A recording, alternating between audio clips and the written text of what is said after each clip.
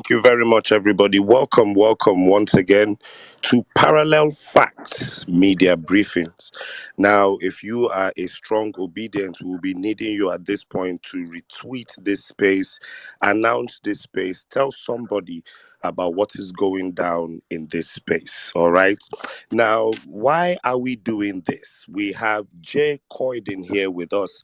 Now, Jay Coyden is a journalist and he actually went to Chicago State University. He'll be telling us a lot more about himself in detail.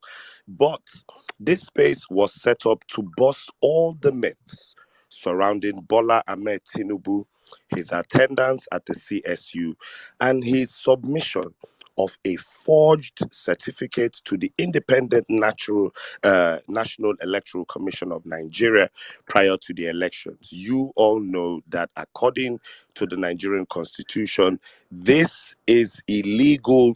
He should be disqualified. It is against the laws of the land to have done this clean, clear case of certificate forgery. So, Mr. J. Coyden, welcome. I also have Gloria Ayo. Ni Maduka. She's also in the media. She's very well versed on this issue. She's going to be my co-host right here as well. Good evening, Gloria. I'll give you a few minutes to Good make your evening. intro. Thank you, N6. Hello, everybody, and welcome. As you know, we have Jay Coyden, as N6 has rightly stated, and we're very excited. We have a lot of myths and such that we're trying to demystify tonight. And please make use of the comment section. We will really like to hear your thoughts. If you have questions, contributions, whatever it is, please indicate in the comment section. And as N6 has said, retweet this space, spread the word, DM it to somebody, tell somebody to tell somebody that we are live with Jay Coyden, a former, or should I say, a Chicago State University alumni. What's the alumnus? A Chicago State University alumnus and an investigative journalist. So yeah, we're definitely ready to rock and roll. All right, then. Thank you very much. Hello, Mr. J. Could you say hello? Let's do a quick microphone check and be sure you're coming off clean and clear. Hello, Yes. sir. Hello, I can hear you quite well. Can you hear me well? Okay, so to come off very clear for everyone, I would need you to speak directly into your microphone. I think you're still attached to a headpiece. For Twitter Spaces, it's always much clearer when you speak directly to your headset. So let's try that again. All Can right. you hear me? Testing 1 2. Testing 1 2. Is that better? Testing 1 2. Slight improvement. Say hello again. Mhm. Okay. Hello again. Oh, Hello. fantastic. You're coming off proper, nice, and clear now. So, please, sir, just with all due respect for what you do for a living, I didn't want to go into details. So, just introduce yourself to all our listeners, and then let's get into the nitty gritty of the show. You have Yeah. 5 minutes. Yeah. No problem. So I won't even take that long because I really want to get into the conversations here. I basically have been a journalist in the city of Chicago for just a little over 25 years. I attended Chicago State University, two different stints at Chicago State University.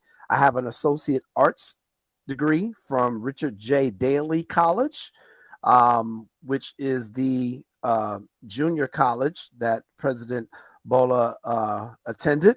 And then he went on to Chicago State. So we basically followed I basically followed that path.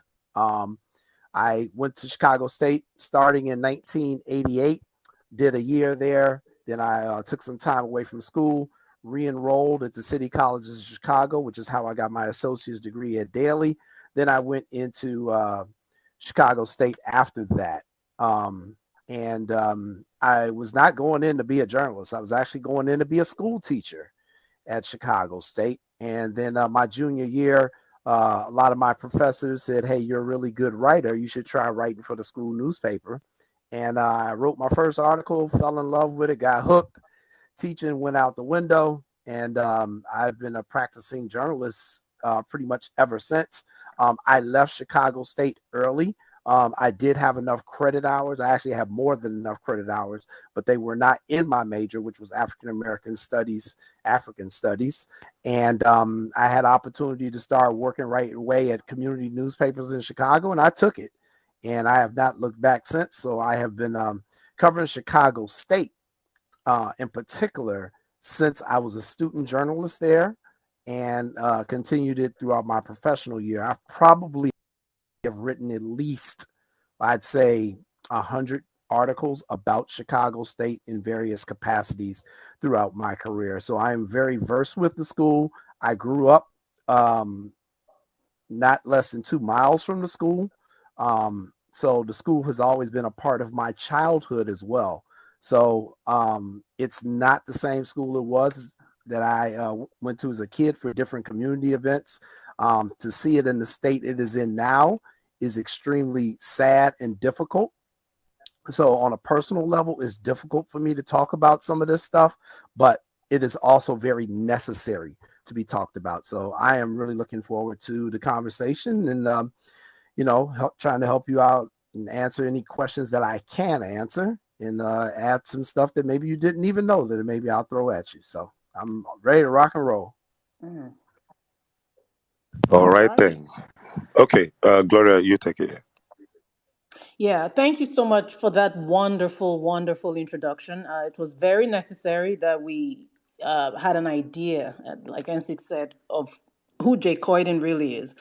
Um, I appreciate you. And you mentioned something about your graduation year, 1988, Yeah, my correct? graduation year from high school was 1988. Oh, Right. sorry, 1988. When did you graduate from So I did not CSU? graduate from CSU. I graduated from Daly, which was the junior college. I graduated from there in 96. Okay, And then I was at okay, CSU 97, 98, 99. I did not officially graduate because I left school early. got it. So on September 22, 2023, you stated definitively in your publication that Tinubu's certificate is fake. What made you conclude that? I could look at it. I've, I've seen Okay. enough Chicago State diplomas. I have at least 4 family members that graduated from Chicago State.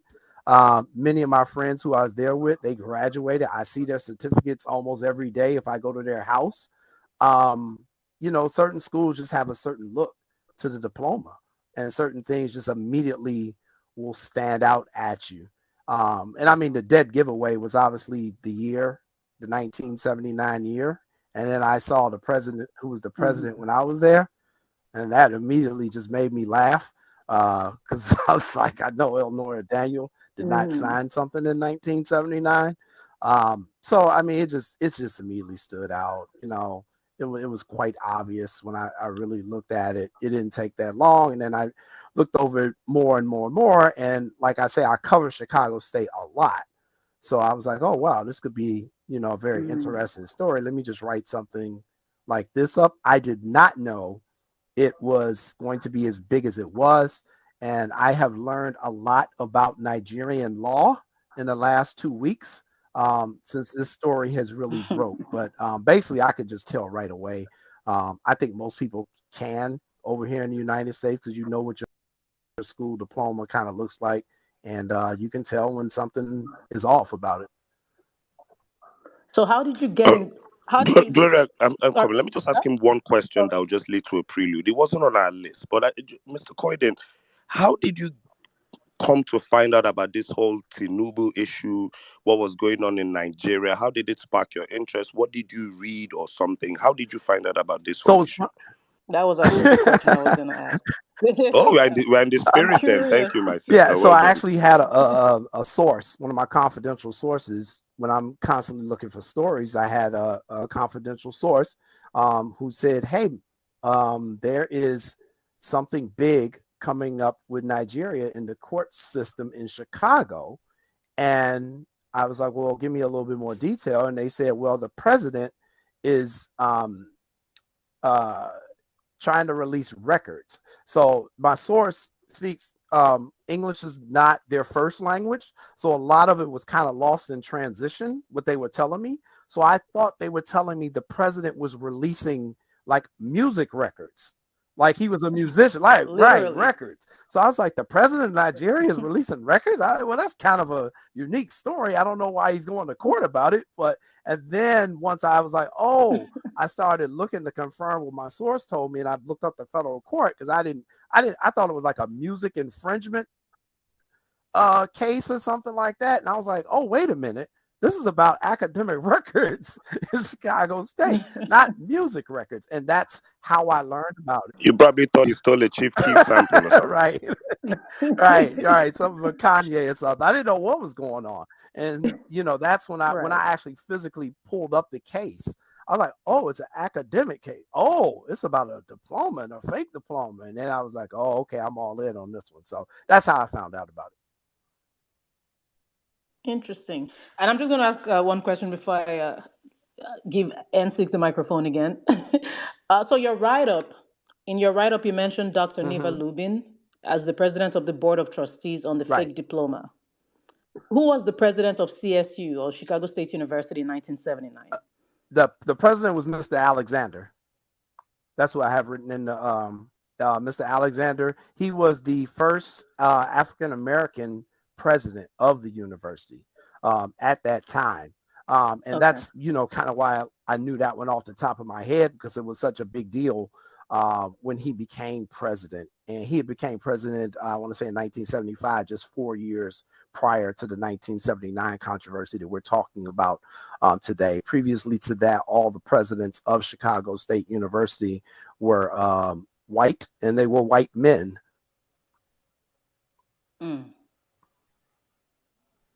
Okay.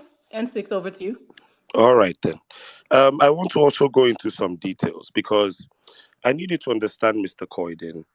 Democracy was hijacked in Nigeria, and a lot of lies are being sold to the Nigerian people about this entire issue. Matter of fact, it is being heavily downplayed by the presidency to the point that they are actually coming out to say that there is no issue here. The certificate is not fake, yada, yada, yada. I really need you to know how serious this matter is in Nigeria and for Nigerians. So, my third question. Your write-up mentioned that Dr. Neva Lubin, listed as the president of the board of trustees for the CSU on the fake diploma submitted by Bola Tinubu, did not join the board until 1996. Now, could you help me provide more context to why this is a discrepancy? So I can tell you it's a discrepancy because in 1979, Dr. Neva Lubin was a medical student at Southern Illinois University, which is in Carbondale, Illinois. And she was actually in a class with one of my family members. So definitely she was not in any capacity to be signing anybody.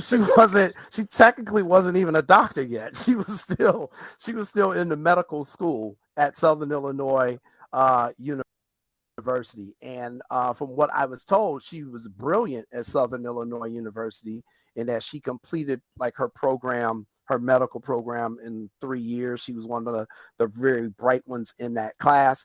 Dr. Neva Lubin also grew up in the same community that I grew up in Chicago. We probably were only like a mile or two apart. I did not know her, but like I said, she was in medical school with one of my family members. And when my family member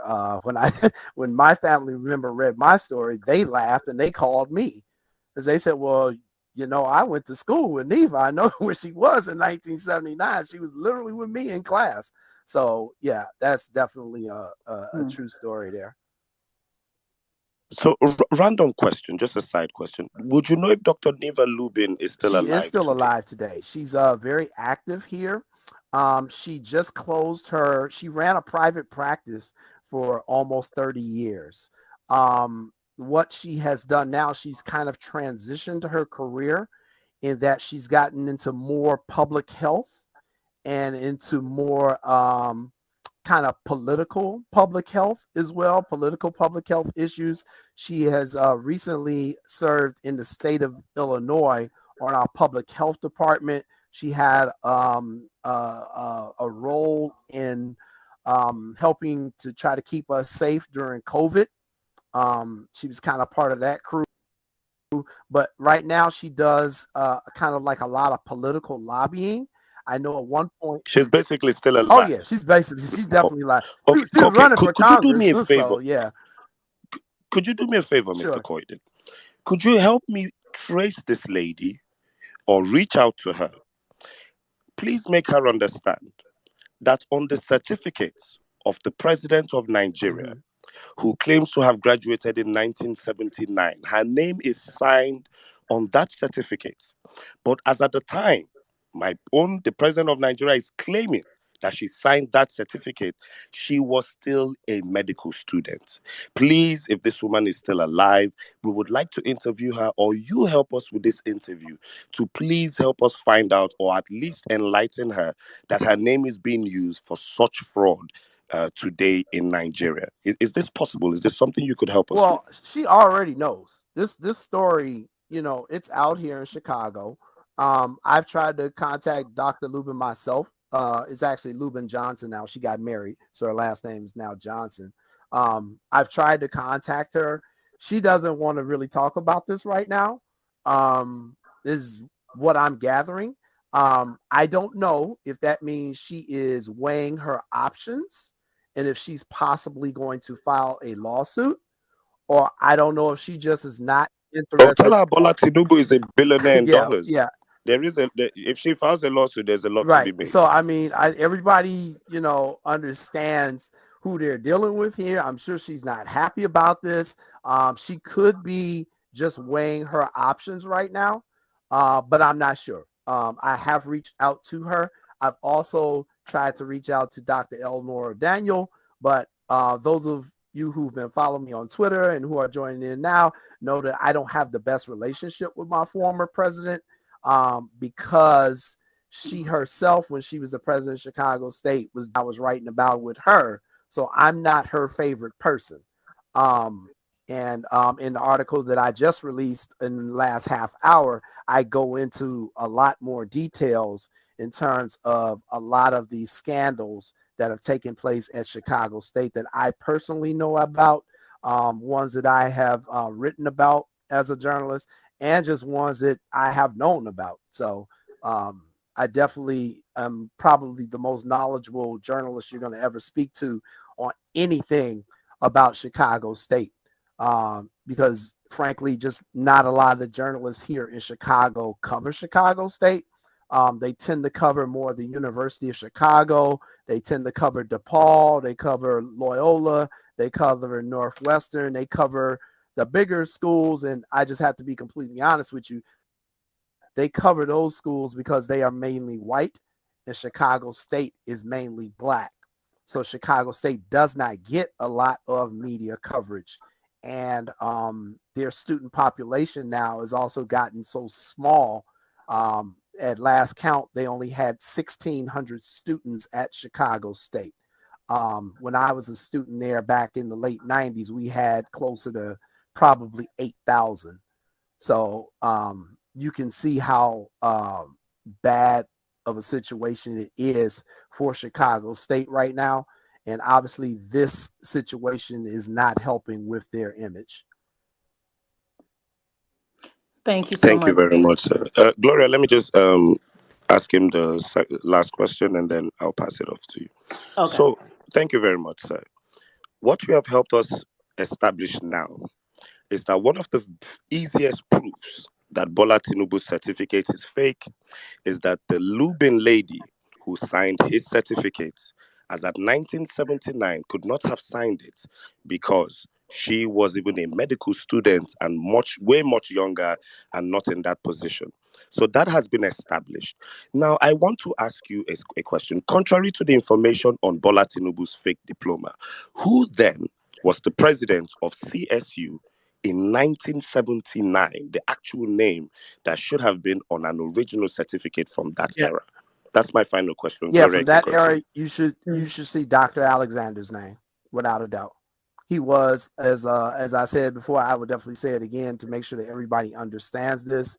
He was the first black president of Chicago State. He was the first black president. We did not have a black president before he got there. So he was definitely the first black president. That's how we all know about him.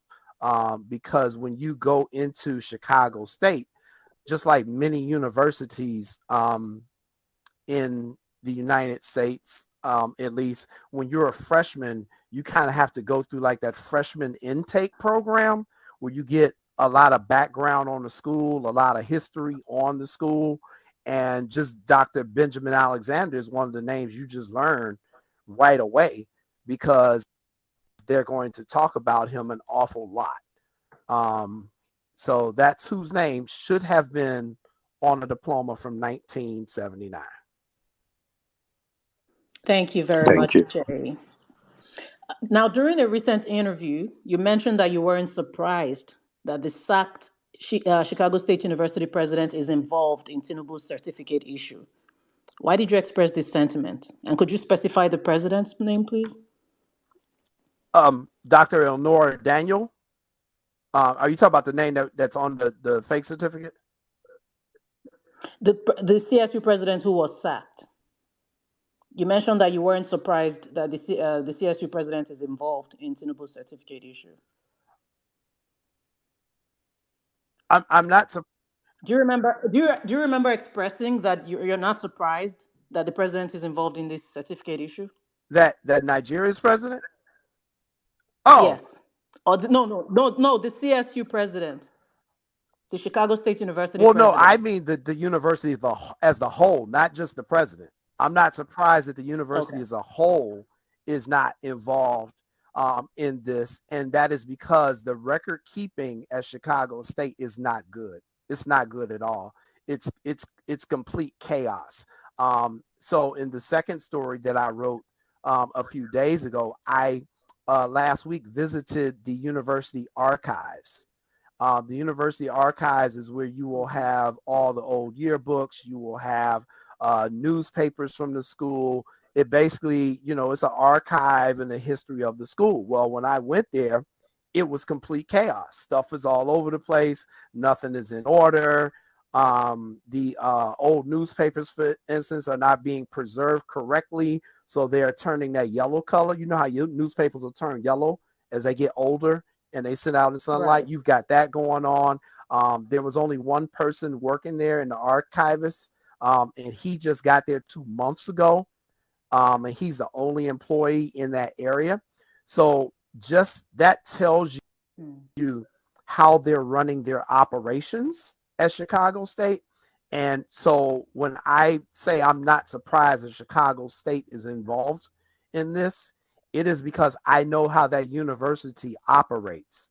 And it does not run the way a typical American university run. It's very disorganized. It's got a lot of dysfunction, and you can blame that on the current board of trustees and the current president there, President Scott.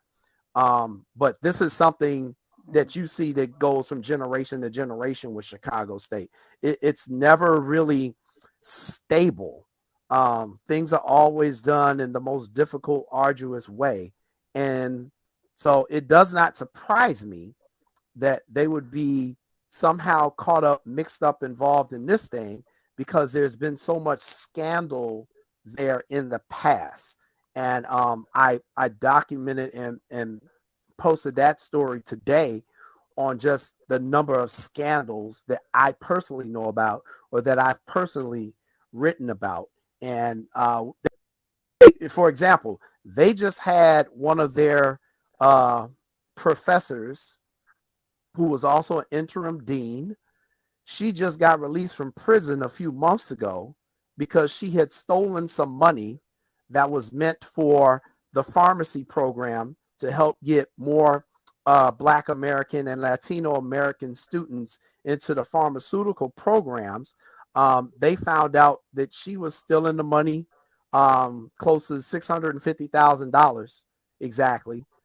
She was arrested by the FBI. She was charged. She was found guilty, and she was convicted. And she just spent 13 months in prison.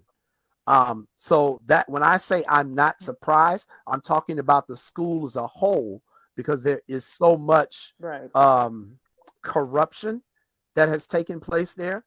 There's so much theft that has taken place, just complete chaos and dysfunction. So none of that surprises me. And I'm not just saying that from a personal level. I'm saying it because it's been documented. So thank you for that insight. Are there other scandals and academic irregularities that CSU has been known Oh, for? absolutely. Absolutely. And that's one of the things that I wrote about today in my most recent article that people can read on jcoydenreports.com. The one I just dropped a little while ago. The title of it is My Documented Dysfunction of Chicago State. I can tell you about 10 years ago, they had an academic scandal where there were some students. I'm not sure how many, but there was a significant amount of students who had a grade point average below 1.8. So according to Chicago State's own policies, they cannot just register those students into class the next semester. They're usually put on either academic probation or suspension. There's some things that they're required to do before they can register again. Some of the students had a grade point average almost of a 0, which means that they were getting all Fs, yet they were able to re-register in classes. So this was found out by another news media organization, and the president at that time was a gentleman by the name of Wayne Watson. And they went to him and said, hey, how is this happening? How are these students getting in the classes when they're not even qualified to be here anymore? And so then they rectified the problem. My suspicion, though, is that because that was when the student population started to drop at Chicago State, that they were just trying to keep as many people in the school as they could because they don't have a lot of money as it is. And they wanted to keep, their student population numbers up so that they can continue to get money from the federal government, so that they can continue to get tuition money, even though many of the students there are on financial aid. But, if you don't have the students, you're not bringing in the money. And if you're not bringing in the money, then how can you pay your employees? How can you pay the bills? How do you keep the lights on? How do you keep the heat on? This is Chicago. In the wintertime, you have to have heat. There's always like something going on, but I definitely, know about the academic scandal as well. So. Got it. Okay. Now, some may argue that transcripts are more recognized in America than diploma certificates. Do you agree with this? Absolutely. Transcripts are what are recognized. So I think one of the things that people are not need to understand about American culture, your diploma is a certificate. It doesn't mean anything. If your employer is looking to hire you and they need proof that you graduated from an institution, they're going to request your transcripts, the actual transcripts from the school that you claim you attended, got a certificate from, graduated from, whatever. The transcripts are what do it. And here's the reason why. Because in the United States, it is completely legal to purchase a fake diploma. I'm going to say that again. It is legal in the United States for you to manufacture, for you to purchase, for you to have and put up on your wall. It is nothing illegal about that. It is not a crime. Now, if you do it and you get a job and your job finds out that you're really not qualified, they're probably going to fire you. They're going to terminate your employment. But it's not something they can throw you in jail for because it is not illegal. And so one of the things that I'm hoping for is that as this situation with the president of Nigeria has now come out, that our politicians, our Congress people will take a look and say, you know what, maybe we shouldn't allow some of these businesses to operate if people are going to use these false documents in other countries we could be causing greater harm around the world. Now, that's me being very optimistic on our politicians, but you can definitely see by allowing these type of businesses to operate, what type of chaos it can cause in other countries. Let me, Mr. Croydon, let me even help you with a bit Sure. more context. So, just in case you want to speak to your Congress people about this issue, the Nigerian Constitution of the Federal Republic of Nigeria, Chapter 6, the requirements to be president of Nigeria. There are about 7 of them, but the last one says he cannot be president. Matter of fact, he can't even run for president if he has presented a forged certificate to the Independent National Electoral Commission. Such a person should be disqualified immediately. So you see, what you're saying, you take a fake certificate, you might get a job. It's not an arrestable offense. The job should sack you. Same thing. You took a fake certificate, you got a job as the president of a country.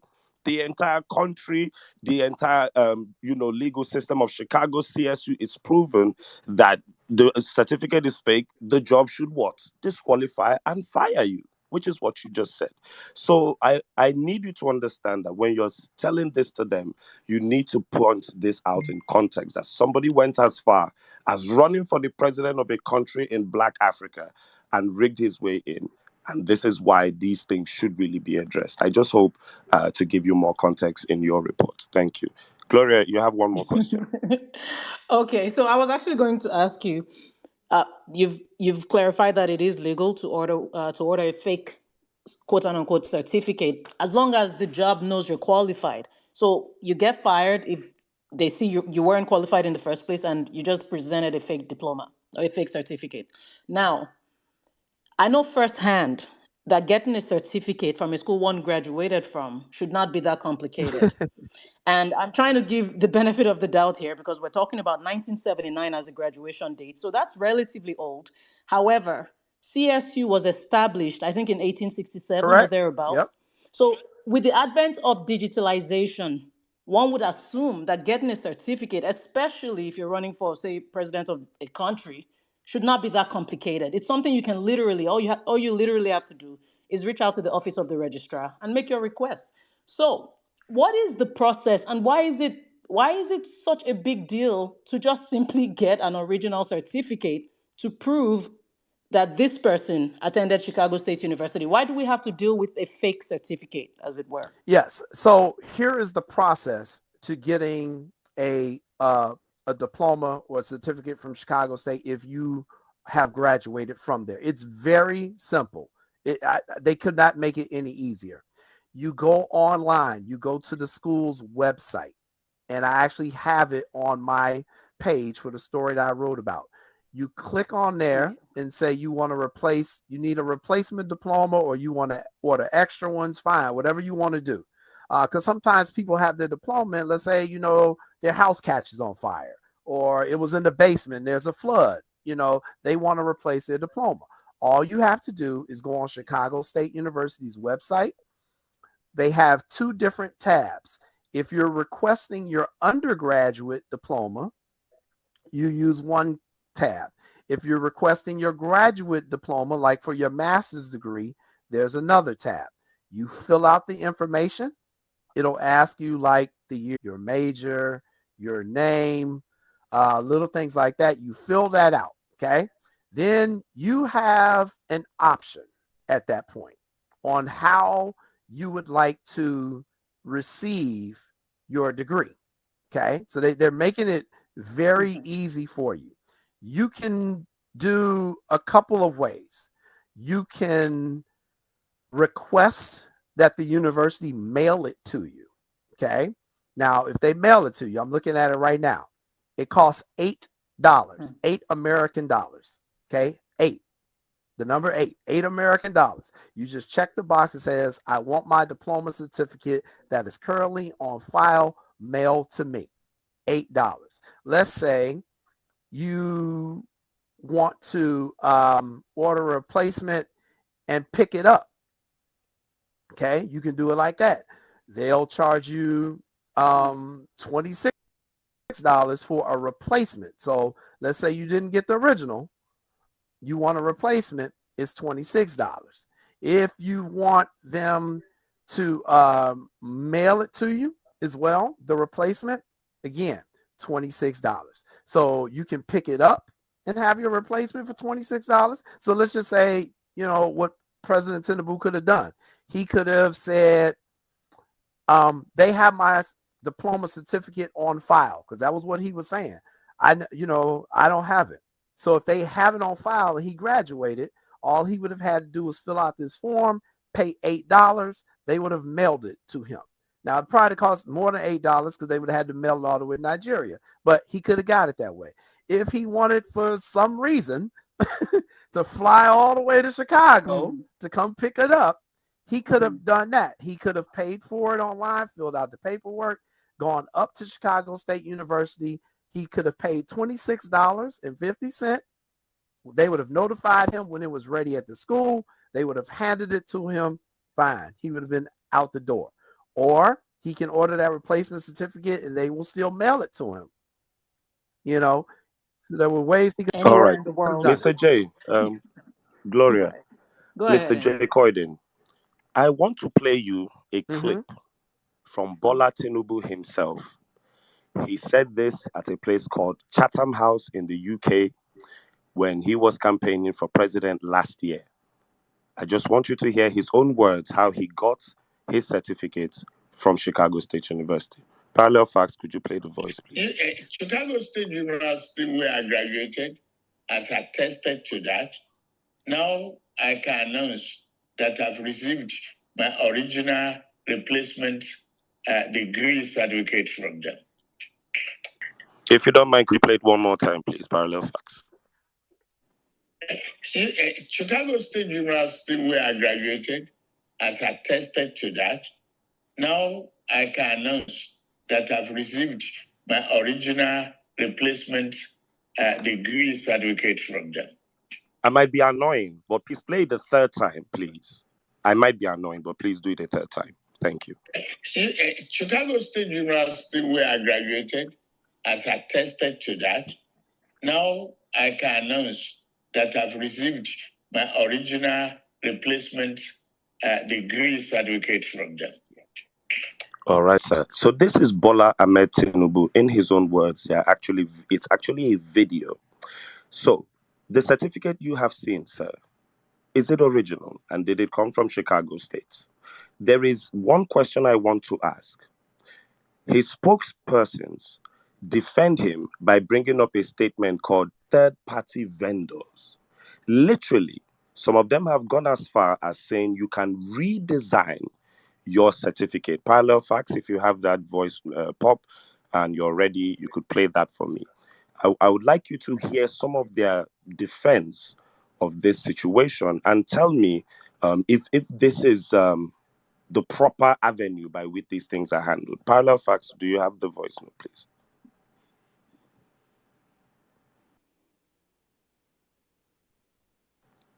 Okay. So I just want to ask you, sir, is that certificate original from Chicago State? So when I listened to what the president said, he contradicted himself. Okay. If you listen to what he says, I have my original replacement. There's no way you can have an original replacement. Those are two completely different things. You either have your original certificate or you have your replacement certificate. You don't have an original replacement. Parallel Facts, can you play that note one more time just in case Mr. Coyden is wrong and Tinubu said something different? Please, if you don't mind.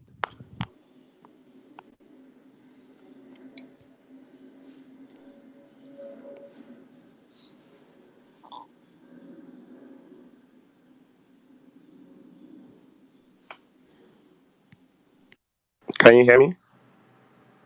Gloria, can you hear me? I can hear you. I think they're trying to find the clip again. Okay, no wahala. All right then. So I want to ask you one more question, Mr. Coyden, please, if you don't mind. This will only take. You mentioned in your article about a 1979 CSU yearbook. Yes. Have you seen the 1979 CSU yearbook? Is it Ah, missing? Is it possible that an entire year of a university's yearbook is missing, especially with this type of scandal? And have you tried to investigate why 1979 in particular is missing? And then my last question: is it possible a student came to that school and for some reason graduated, has his certificate, but his picture is not in the yearbook? Could you help you out? Could you help us out with the CSU 1979 yearbook mystery, sir? okay, Thank so you. let me answer the first question first for you. Okay. The 1979 Chicago State University emblem, that's the name of our yearbook. Our yearbook is called the emblem. So EMBLEM, emblem. So the 1979 edition of emblem should be in the university archives. So you heard me talk about that earlier. It should be in the university archives with all the other yearbooks, all the other newspapers, all that stuff. So when I visited the campus a few days ago, I went to the archives. I went 2 days last week. I spoke to the archivist. That's the person who runs the place. And I said, hey, I see everything here but the 1979 yearbook. He looked himself. He's like, yeah, I don't see it either. Now, here's why this is important. The archives are located in the library, but they're in a private part of the library. So anything that's in the archives, you cannot take out of that particular room.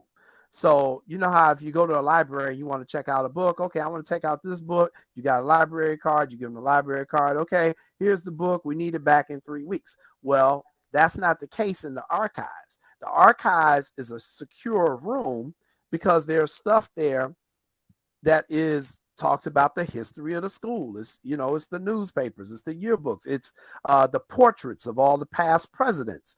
It's all that type of stuff in there. So when I visited it on 2 different occasions, I did not find a physical copy of the yearbook. Okay, fine. They also have a digital version because this is the year 2023 now.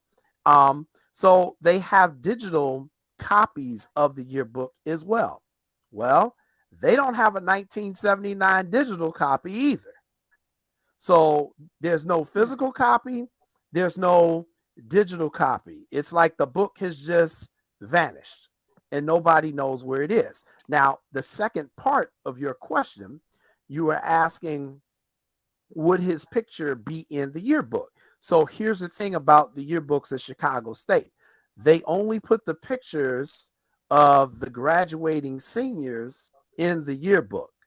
And not everyone is in there automatically because you have to choose to want to have your photo in the yearbook. And a lot of people just choose not to do it. So even if his picture isn't in there, even though people would like to say, hey, is he in there that could maybe solve all this? It really, I mean, he might be in there. He might not be in there. We don't know because we can't find a book. Is it? Is it? Go Okay, ahead. continue, No, Glory. go ahead. Go ahead. No, Go go ahead. ahead. Let that what I just heard clear in my head. Mm-hmm.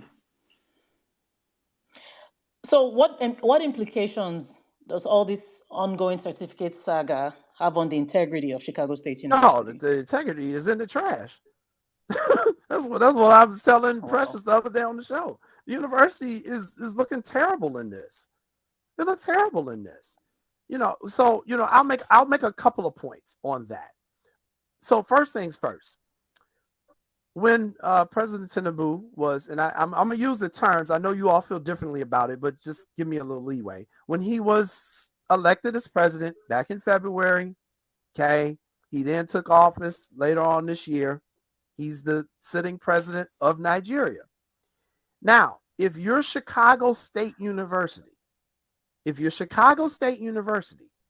and one of your graduates, one of your alum, someone who was educated at your school and graduated, hell, even if they didn't graduate, They just went to your school. They're an alum. If there's an alum of your school who now becomes the president of the largest country on the continent of Africa with over 213 million citizens, plus Nigerians throughout the diaspora, and this person went to your college, wouldn't you be screaming, yay, yay, woohoo, whippy? You would be promoting it all over the place. Right. You would be saying, look what happened. Look, one of our graduates is now the president of Nigeria. You'd be sending out press releases. You'd be inviting President Tinubu to campus. You'd be putting a statue up. Oh, look what happened to one of our alums. Chicago State has not done any of that. They haven't said a word about that. And since this entire scandal has broken out, we have not heard one word from President Scott, who is the current president of Chicago State.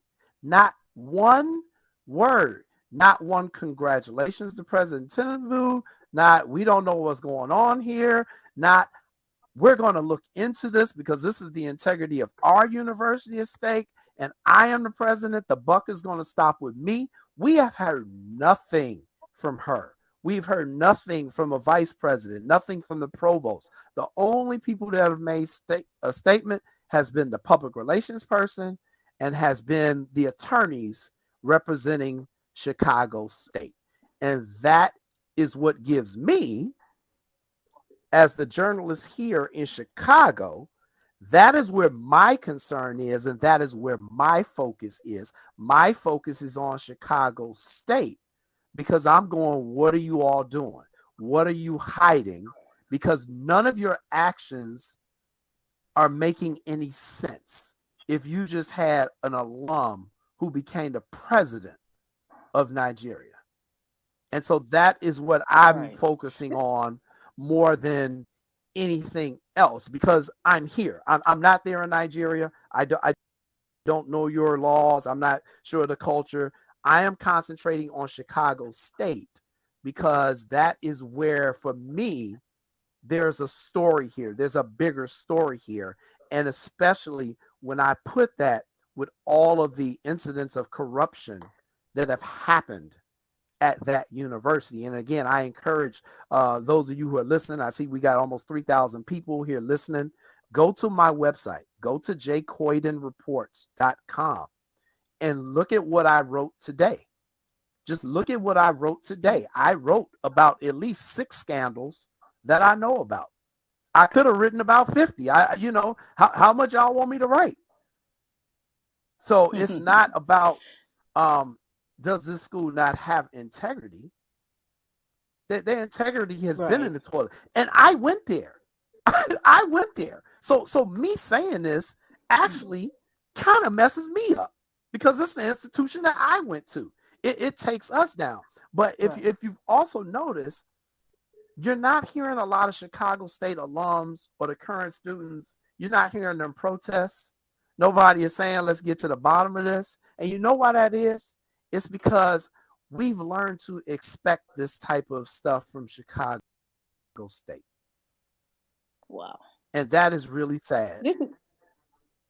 This is so noteworthy what you're sharing. The first point of not having the school body come out to actually congratulate a whole president of a nation, and you're talking about students not protesting and things like that. We would also expect that, people who did graduate with Tinubu or at some point were in school when he was at school. I mean, if I had somebody I was classmates with become president of a country, I'm going to be screaming about it. But we haven't actually had cases of people coming forward, to congratulate at the very least. So do you believe that Chicago State University is displaying double standards in how they're handling this, given its history?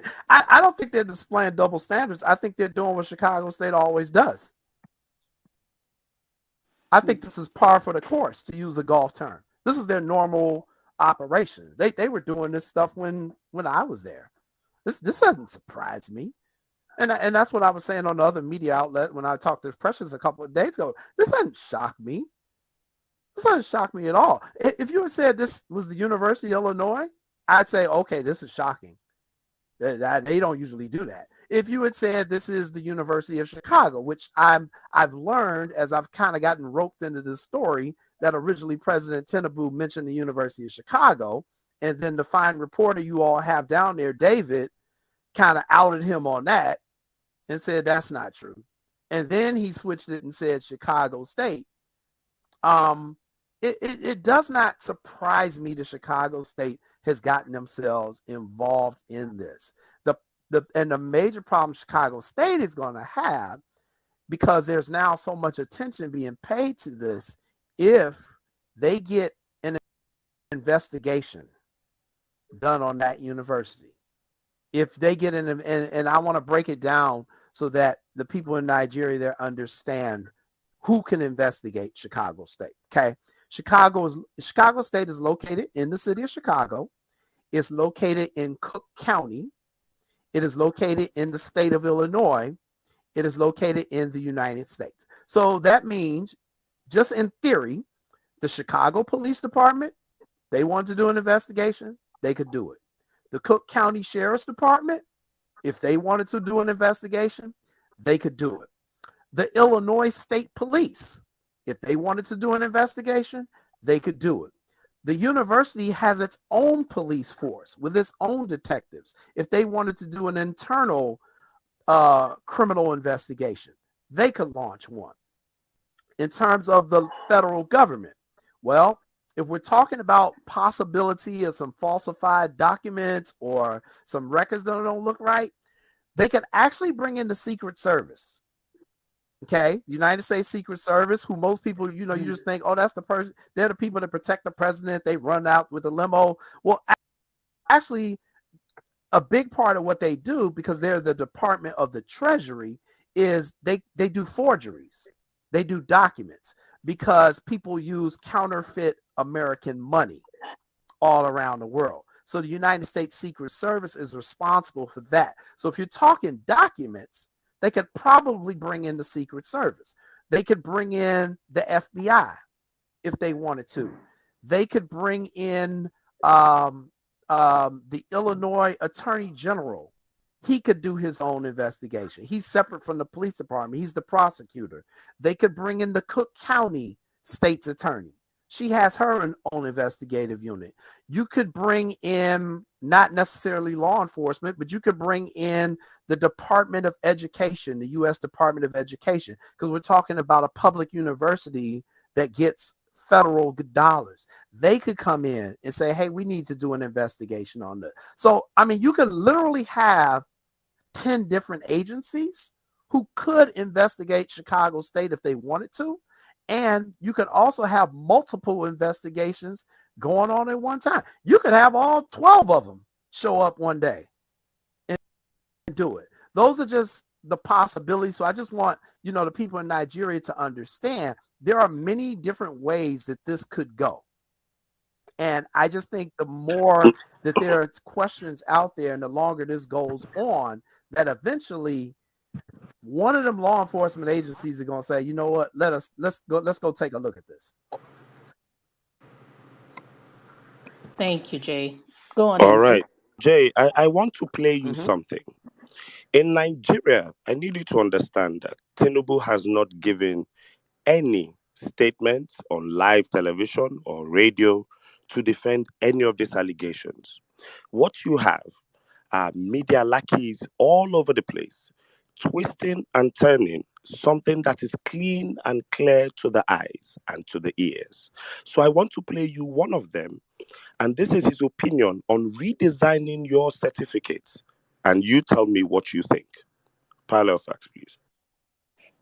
One thing Nigerians need to know is that in that certificate, because it's ceremonial, you even have the right to redesign it to your own taste. That is the truth. What is important is the transcript. Redesign it to your own taste. Absolutely. You can Google it. It's out there. They advertise it out there in the US. If you have lost your certificate, we can get it back for you. Please, could you play one more time, please? One thing Nigerians need to know is that In that certificate, because it's ceremonial, you even have the right to redesign it to your own taste. That is the truth. What is important is the transcript. Redesign it to your own taste. Absolutely.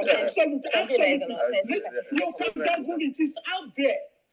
They advertise it out there in the US. If you have lost your certificate, we can get it back for you.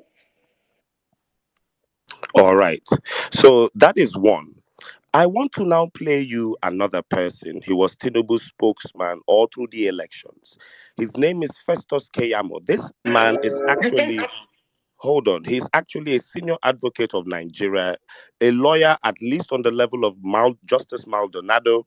And this was his defense for Tinubu. And then I would break down to you that Tinubu even has discrepancies in his primary school and in his high school. This is a defense. It's called the speech Great Men School from Home. Please listen carefully. You didn't go to a primary school? Is that what you're saying? In those days, you don't have to go. You don't have to. They read and pass GC from home. Great men. Secondary school? Not the secondary school, that's GC now. Man! What type of plane is this? So why am I playing you this? In 1999, I'll give you a quick summary. Bola Tinubu ran for governor of Lagos State, the biggest state in Nigeria, one of the most popular states, very popular.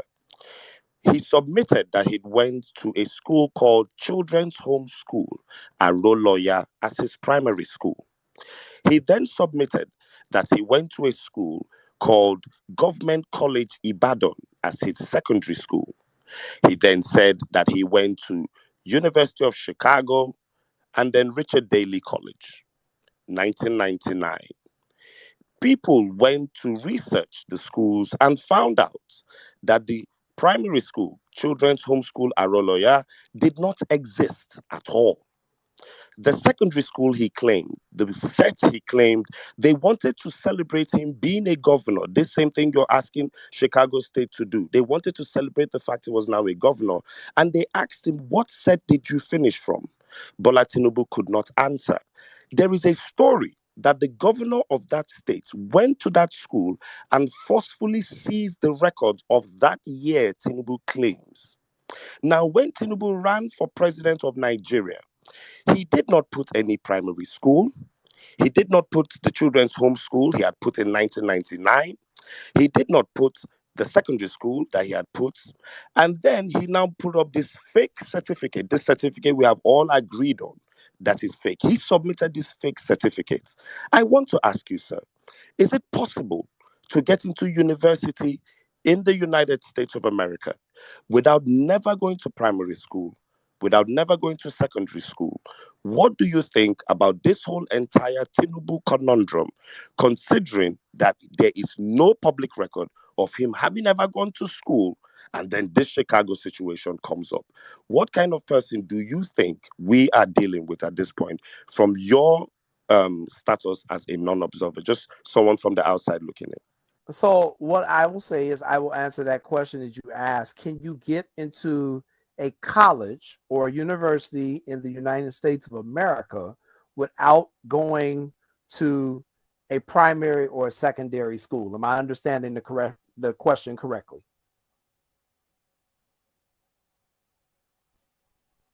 Yes, sir. Yes, sir. That's the first question. Okay. So the answer to that is absolutely yes, you can. I actually have a friend who was homeschooled. Both of her parents were teachers. So one of them, when she was born, stopped teaching and homeschooled my friend all the way through what would be her high school years. Now, in the United States, you can do that. However, the child still must be able to test like every year to make sure that they're on track, that the education they're getting at home is adequate enough. And then you can still get into a university as long as you meet that university's requirements, which is usually you would take one of our national standard tests here in the United States. more than likely the SAT. They usually require that score, but that's kind of changing a little bit. You may have to take an entrance exam. They may want to see some of your other activities in addition to your formal education. Well, were you in the Boy Scouts? Were you, did you play any sports? Were you on a dance team or anything like that? So you can submit your application. And if you fit that particular university's requirements, you can absolutely be admitted to a university. But now that is for American students. I don't know about the situation for people who are maybe not American citizens or people who are here on work visas. I'm not sure. I do not know the answer to that question. But I know if you're an American Is it citizen, you can. possible someone who schooled in Nigeria, primary, secondary school, or someone who did not school at all from Nigeria can get into the US with these same rights? Can't tell you. Don't know. Don't know the answer to that one. Okay. What of the one about redesigning the certificate to your taste that we played earlier? Yeah. I once you get your certificate, you can do whatever you want with it. You can do whatever you want with it because it is based off the transcripts. Yeah, I mean, you can do whatever you want. I mean, if you can get a legit, if you get a legit diploma here, you can take it, you can walk outside with it, write on it, tear it up, do whatever you want with it. It doesn't mean anything here because, as I said before, they're going to go by your official transcripts here in the United States. They're not going to go by your diploma. And also, as I said earlier, here in the United States, you can legally purchase a fake diploma. You can legally order a fake diploma. You can legally make your own, put it up on a wall. The only thing you can't do is, say you did something is a requirement for a job and you present them with a diploma. Can you submit that diploma and run for president? For president, I'm not sure. I'm not sure on that one. I'm not sure what our laws are on that one. All right, Gloria. Thank you very much. So I'm curious, what does accountability look like? Which body oversees U.S. universities? In Nigeria, for instance, the National Universities Commission regulates universities. So which body oversees U.S. Universities here in the U.S. and what has been their role over the years? Yeah, that's an excellent question. So let's break that down. So who oversees Chicago State University? Okay, because that's really what we're talking about here. Who oversees Chicago State University? It is a state university. So it is overseen by the state of Illinois and is represented by a board of governors. We have about 13 state universities here in Illinois. Chicago State is just one of them. They're overseen by a board of governors. There are representatives from all throughout the state of Illinois. Other accountability would be the Board of Trustees of Chicago State University. They have a lot of responsibility.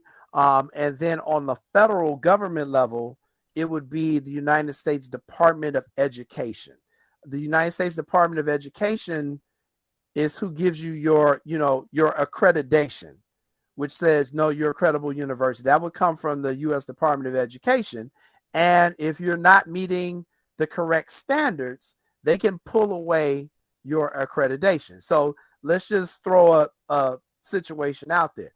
Let's say American investigators do an investigation on Chicago State, and they find Chicago State violated some federal laws, and they're not up to accreditation. They could yank the school's accreditation, which basically you can still go to the school, but your degree wouldn't mean anything because it's not accredited. Okay. So that would be one step they could take. The other thing, if they felt it was serious enough, they could just shut the entire university down. So that would be the accountability. The state of Illinois could do that, or the United States federal government could do that. And I just have one more question before we bring our speakers on, or before N6 takes over. I am Presh90 here on X is asking a very important question, I think. If there is any proof of ID cards for students can Chicago State University provide any proof of identification cards for students who went to school, say, between 1978 and Yeah, 1980? that's a really good question. Do you think that's a Yes, that's a possibility? very good question. I happened to ask that question to someone in Chicago State just yesterday. I remember when I was there, I had a student ID card. Okay. Student ID card had my name on it. It had I believe it had my social security number on it, but I'm not sure. And then it had my picture. I had to take a picture. It was kind of like almost one of those pictures if you go to the police station and you get arrested and they got to take a picture of your face. It's kind of like that. It's an ID picture. And my question to the person was, hey, what do they do with all the ID pictures after they take the pictures of the students? Do they keep them? And I was told they don't. I was told that it would take up too much storage space if they kept all those pictures that they had taken from back in the day. Nowadays, they do it digitally. I find it hard to believe that they don't have the records of the IDs because you literally took a picture, but that was the answer I got. So that's an excellent question about the IDs. And I do also want to mention, I mentioned this too on another show, in American universities, because you have so many students at these schools, the professors, the deans, they don't call you by your name. Really, they really don't even know your name because you could have 350 students in a lecture hall. So the way they used to do it back in 1979, they went by your social security number. They didn't go by your name. So when you were doing your test, you turned the test in, instead of writing your name, you would write your social security number, at the top of the page. And that way the professor would know who you are. So that is why there is so much focus here in Chicago on that social security number that we saw on President Teneboo's transcripts from both Daly College and Chicago State University, because the social security number is what's going to matter more than the name itself in a lot of ways. It really will, because the social security number is its own number. You could have 25 people to go to your university named John Smith.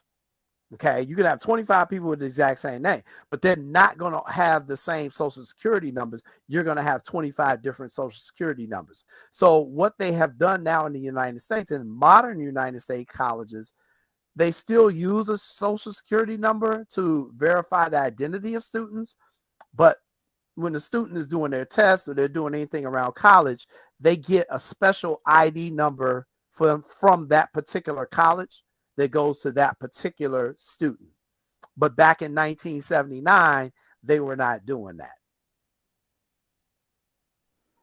Interesting. So now we've had reports of the social security number you're mentioning. There have been allegations of this being tied to a female. We also had a case of a certificate from Southwest College having a female gender on Yes. it. What are your So thoughts on this? I've observed both of those. That evidence came out during the deposition, which took place last Tuesday, so 6 days ago. I got a copy of the deposition on Wednesday and all the documents that Chicago State had turned over to Atiku's lawyers. Okay. And so in those documents, you can see, I'll pull it up right now because I'm literally like right in front of my screen here. And I will look at the Daly College documents first. So remember, I went to both of these schools. Okay. So I have these exact documents for me. So I know what they look like and what they should look like. So for me, I'm looking at President Teneboo's now from Daly College. And when I looked at it and I examined it, I said, okay, this looks absolutely correct. The only difference between his and mine, and I'm assuming you all have seen the documents before. Is that correct? You all have seen them? Okay, good. Yes, we have. So the Yes, we only have. difference between mine and his is his says Southwest College at the top. Mine does not say Southwest College because when I went there, the name of the school had been changed to Daly College. Okay, but everything else is the exact same. The address where you see 7500 South Pulaski, that's where the school is located. My name is there, all that stuff. For where it says sex, I don't have female, I have male. So mine is an M. Okay. And so because this one was marked female, everyone is having concerns. Everyone is saying, okay, was this a typographical error? Or was this someone else's transcript that he somehow stole their identity? Now, Identity theft. so that is a theory. It has not been proven. It is something that needs to be looked at. That would be where you asked earlier what type of accountability and what type of investigations could take place. That would be where you would need law enforcement to step in, and you would need a document examiner, a professional document examiner on the police force, someone like that to verify, hey, was this accurate? Where was this not? Now, what Atiku's lawyers didn't do, which I was kind of surprised, I was surprised they didn't bring in someone from Southwest College, which would now be Daly College. I'm surprised they didn't bring someone like that in for the deposition to ask them specific questions about that, because Chicago State people wouldn't be able to answer that. So I was kind of surprised they didn't bring someone in to kind of verify those documents or ask some specific things about that. But, you know, who knows? Maybe that's something they're planning on doing in the future. But when I looked at the document, it looks just like mine, pretty much for the most part. You know, obviously 20 years difference, or 17 years different. No, 20 actually, because he was there in 76. So 20 years different. But the gist of it is the same. But like I say, I do not have female mark next to mine. All right. I want to ask you a series of rapid fire questions, and all I will need for you is just to answer a simple yes or no, and then we'll open up the floor to our listeners. Okay? Yeah, that's fine. Is Go this ahead. okay with you, sir? All right. So simple replies, yes or no. You have seen Tinubu's certificate he submitted to the Nigerian Electoral Commission. Did Tinubu submit a fake certificate to INEC? Yes or no? The one I saw for INEC, is that was your? I'm sorry, it kind of went out for me a little bit. Yes, sir. Yeah, the one you saw for INEC. Yes, Yeah, sir. that's not a Chicago State certificate. That's no. So That's that is a fake yeah. certificate. Okay. It's the 1979 yearbook of Chicago State University suspiciously missing. Yes. Yes or no?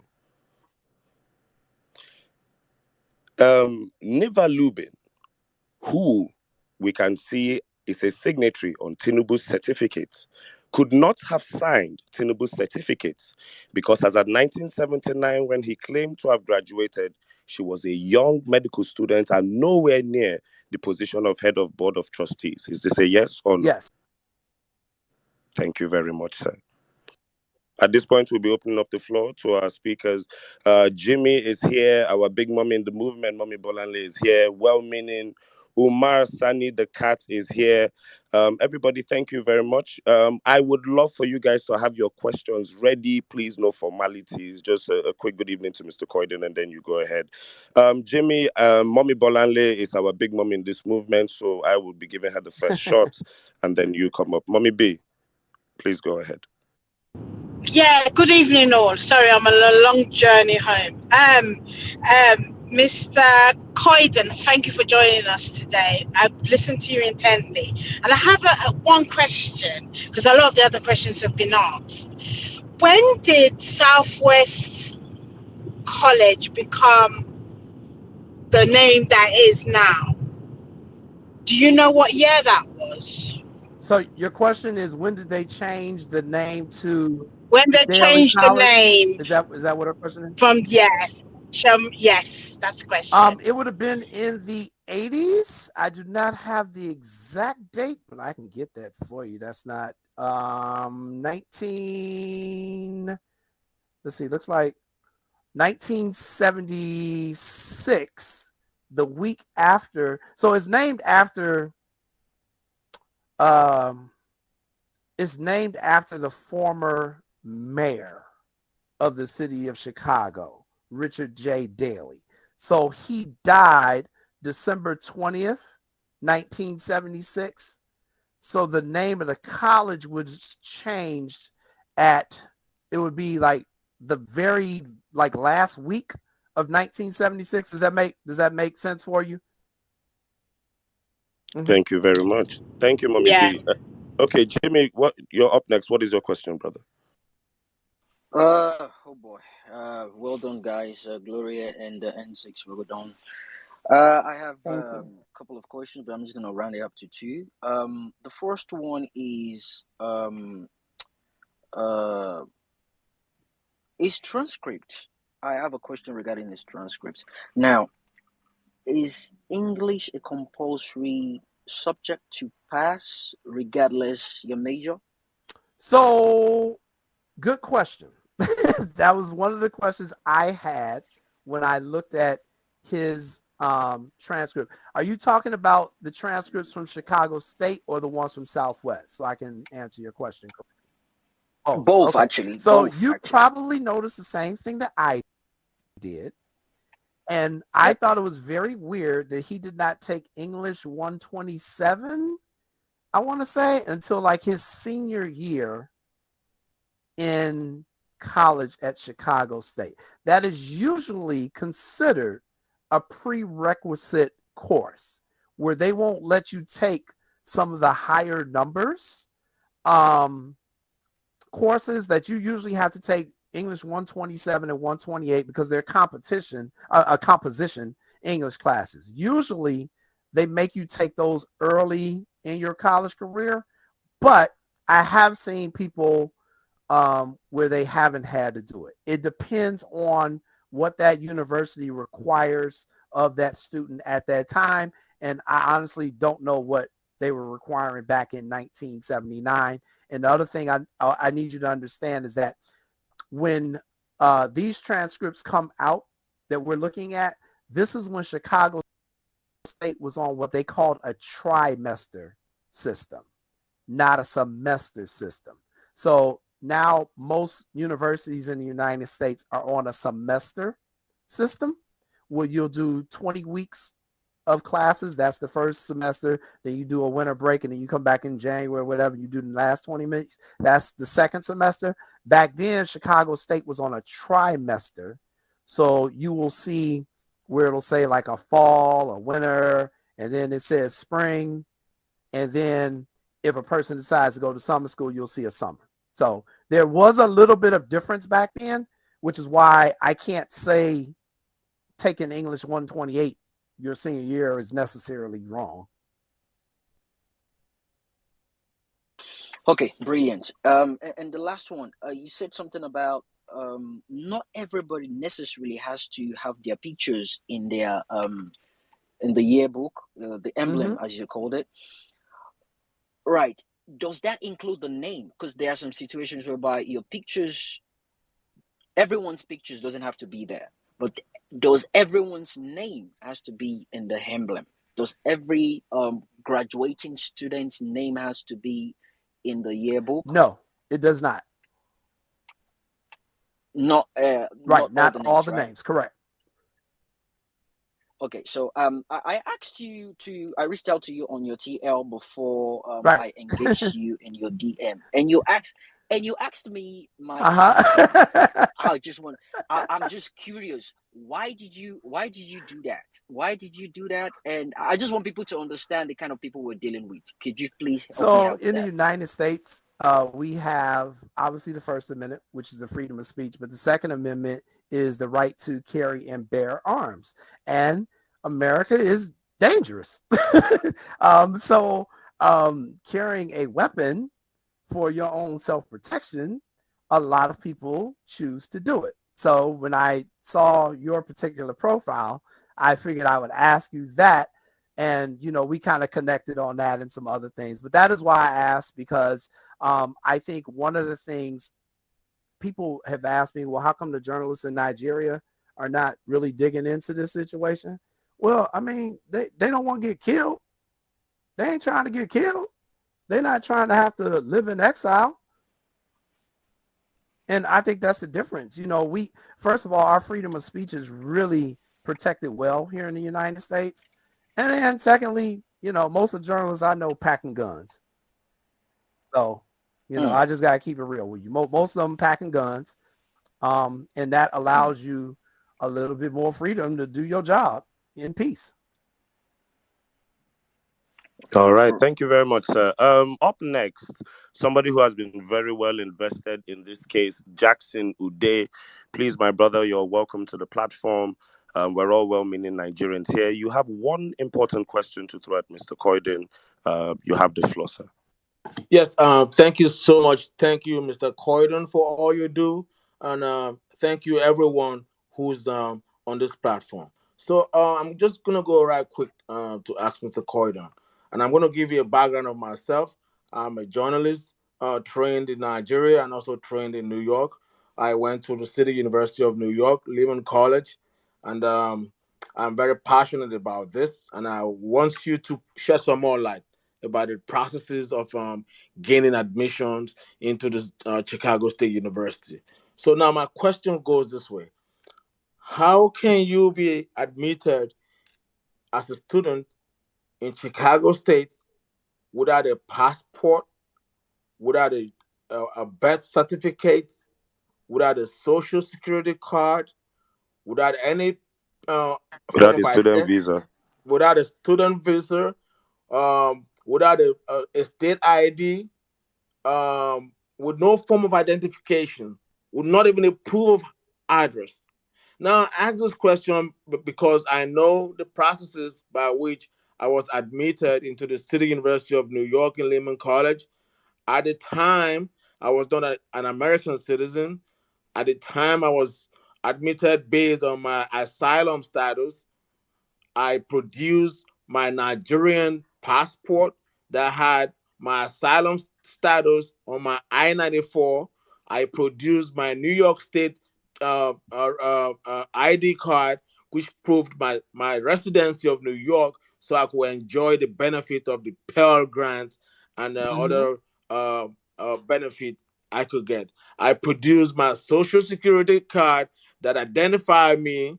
I produced a proof of address where I live. So I don't understand. Mr. Jackson, please round up your question, Yeah. please. That we So I have don't the understand. world trying to I don't ask, understand please. why Chicago State University will admit someone and then don't have no record of that person's identification. Is there any way you can shed more light on this? Thank you for the question. What I will say is, I don't know what they did back in 1979. And that's just true. I don't know what the heck they did. I don't know if they required him to show it at the time to prove it, and then they never looked at it again. I don't know if they required him to show something. They took a copy of it. They kept the copy on file, but then once he left, they threw it away. I don't know. And that's why I was saying to my host, that's why I was saying earlier, it's very interesting to me that Chicago State University isn't taking questions, because these are questions that they should be answering. These are all solid questions, and these are questions that the president needs to stand in front of microphones, in front of press, and not take questions just from American journalists, but take questions from the journalists in Nigeria, because you all have some serious questions that she has to answer. And I honestly don't know what they were doing in 1979. I'm right there with you all. What proof did you all have that this was the person that you were actually admitting? That is a great question. And it's a question for the administrators of Chicago State to answer. Thank you very much for your reply. We have Umar Sani Decat. You have the floor, sir. Ask your question. Thank you, host. Hello, Mr. Coyden. Is it true that in 1979, back then, that as a foreign student, you are not identified as a national of your country. Rather, you are viewed as an African American, Mexican American, etc. So a national of Nigeria, when he goes there, he automatically becomes an African American. How true is that? Secondly, quickly, a former head of state of Nigeria gave a colossal amount of money as donation to the Chicago State University. Are universities in the US allowed to solicit for donations from individuals who have no history with an institution? Number three, quickly, sir, sorry. The Nigerian law allows free printing of certificates as well. We have marriage certificates, graduation certificates of artisans, and that are not affiliated with government. However, if it is used for official purposes, it becomes an offense, e.g., employment, admission, or election purposes. Our law says you cannot be qualified if you submit a forged certificate. It means, therefore, the emphasis of certification is different in both countries, or is it the same? So it's Number four. so. Hold on. Let me Is it answer. Hello, sir. Hello, Right. sir. Hello, sir. Hello, sir. Let him This at is my least final answer question. one. Hold on. This is my So, final So question. let me answer. let Yeah. him So answer let me one. answer the thing. It's my So final I question. can't remember. All right then. Hello, sir. Depends. Hello, sir. Please, we'd like to keep this Yeah. space orderly. Let him answer. Mr. Cording, can you So even remember any let of me the get the questions? first two. The first ones I can remember. So ask him the first two, please. Yeah. Umar, please, the first two briefly. Umar, can you hear me? Your mic. Okay, yes. I said, is Your it true first that... two questions briefly, please, so that he can at least get it and then answer. Okay, I think he will get it now. Is it true that back then, that as a foreign student, you are not identified as a national of your country? Rather, you are viewed as an African American, Mexican American, etc., that nobody recognizes. So when we were arguing over the the person who has the certificate is an American citizen, this is an argument a professor brought in, that this is the situation back then in So America. let me answer that one. In 1979, Okay. again, every school had their own different rules. Okay. Private schools may do one thing. Some of the public schools may do something else. The record keeping back in 1979 was not nearly as good as it is in 2023. And I think that is one of the major issues that we're seeing with this particular case. Is that we're just talking about a difference of 40 years and what they did back then. So I can't really say what Chicago State did in 1979. Now his third question was about the fake certificates and what you can use and what you cannot use. Like I said earlier, it's completely legal to have a fake certificate here in the United States. It's legal to buy one. It's legal to display one up in your house. There's nothing illegal about that. So that's the way it is here. He asked me something about what you all do in Nigeria. I don't know. I don't know what you all do. I'm just learning now a little bit of what some of your laws are. So. Okay, the second question is okay. Let me just move this one. Is a foreign student? You have one more question, sir. Please. You have Okay. one more question. We have a long list of people. Please. Okay, is a foreign student entitled to social security number? I saw in one of your write-up that the social security number purporting to belong to Tinubu was traced to a female. Yes. In Virginia, and there is no proof that he ever lived there. What is the situation? Have you investigated? You just answered that Thank one. You just answered. Oh, that's the answer. That's the answer. Yep. Okay. All right. Thank you very much, Umar. Moving ahead, Savik. Welcome to the platform. You have a few minutes to ask one question. Thank you so much, Mr. J. Corden. The question is straightforward. During the deposition, we discovered that the attorney that works with Chicago State University that gave Bola Tinubu's lawyer some documents abruptly quit. left the Yep. institution. Yep. Have you digged into that and discover why and exactly why he left? Yeah, that's Thank you. another person we're looking for. That person in the 1979 yearbook. Those are two items we're looking for: 1979 yearbook and that registrar who left. Yes, I think you all are absolutely on the right track. I want to make sure you all understand that. Yes, there are multiple people looking for that particular individual. And yes, we are also looking for the 1979 yearbook. And there are a lot of other things that I'm not going to get into because, we are doing, work here. But yes, we know about that person who left rather quickly. Would love to talk to him. All right, thank you very much. Gospel and Roy, I'll get to you, but let me ask, well-meaning Nigerian, my brother, welcome to the platform. Yeah, Ask your question. yeah. Thank you very much, NCs. Thank you, Parallel Facts, for this opportunity. Thank you, Gloria. Great program so far. And thank you, Coyden, for coming around to Parallel Fact. So my question is gonna be very simple, but I'm asking a question that I personally deem one of the most important questions in this, and I think a couple of one or two persons in the comment section actually agreed with me. So the first thing I would want to say is that so like I think Umar Sani was saying, I'm glad the statement you've used so far is it is legal to purchase a fake certificate. It is legal to purchase a fake, as in, certificate. So the good news is that, or rather the main point is that even in purchasing it, the word fake is attached to it. And I got to confirm that you were actually right, because one of the diplomas maker in America, they call them realisticdiplomas.com, actually have it on their website. Then, but what is, like Umar was also saying, it's just to answer your question, it is outrightly illegal in Nigeria. As a matter of fact, on Valid Grad, one of the common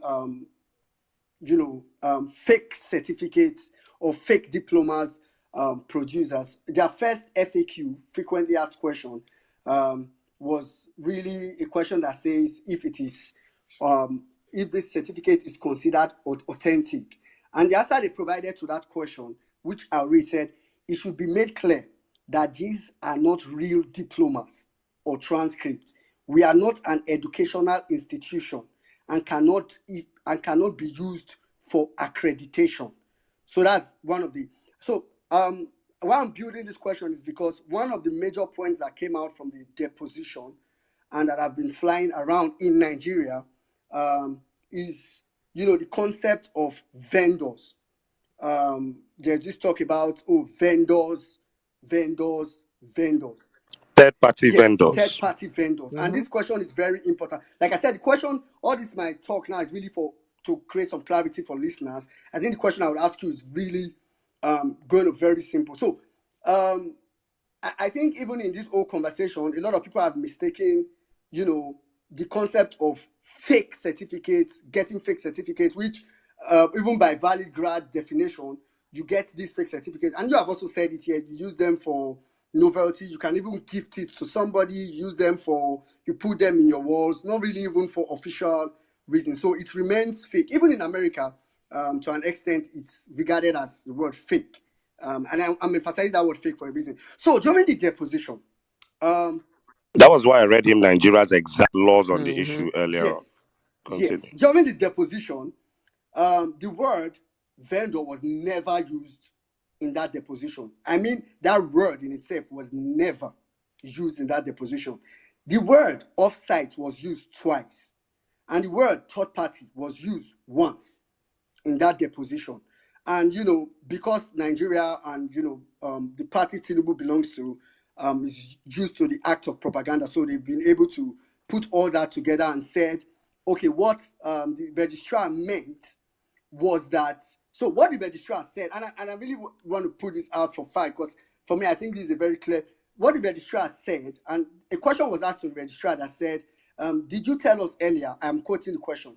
did you tell us earlier that when there is a replacement diploma made, or any diploma, is that done in-house by CSU or is that sent off-site? Right, I got you.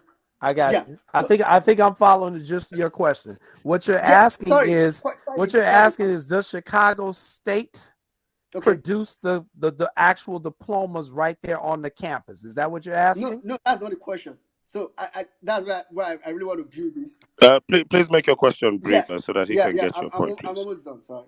So the answer that the registrar gave to that question was, at present, it is sent offsite. I mean, I think anybody with common sense knows that means that, now they print their certificate using maybe how will I say now, a contractor, maybe they don't have the printer in-house and what. I guess that's what that meant. But it has been misconstrued in Nigeria, in my opinion, to mean that meant that Chicago State University have a couple of vendors off-site where students can approach these vendors to say, I attend Chicago State University, please, I'm going to pay you, print a certificate for me on behalf of Chicago State University, which would mean they would have the official signature and everything, these vendors. So my question to you really is straight.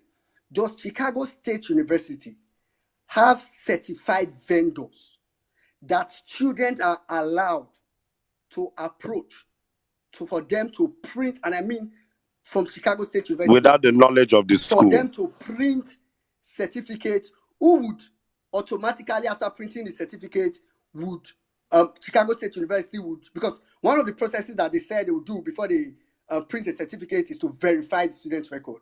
So my point, the question really is, does Chicago State University have certified vendor, their own certified vendor, as you as a student now can say, instead of me to go to Chicago State University have certified AAA to print certificates, so I'm going to AAA as a vendor. So let's know if that's what Bola Tinubu did. Are there certified vendors by Chicago State University? Okay, so that is not the process that they do. If you need your diploma through Chicago State University, you go. If you did not get it, let's say I'm gonna give you different situations. So let's say you're graduating in May. It's your first time graduation. Woo! Everybody's there, the family. We all taking pictures and everything. At the graduation, they give you the cover. They don't give you the actual certificate. They usually give you the cover. Our cover is green. It's green with gold on it. Now, if you get a master's degree, it might be different. But if you get your bachelor's, it's usually green with the gold lettering of the university on there, okay? You're not getting your diploma that day. You're getting the cover. And then your actual diploma will be mailed to you from the school. Now, if you want extra copies of that diploma or you lose your diploma, you go on the website. I don't even think they let you come to the school anymore because COVID has changed everything kind of all around the world.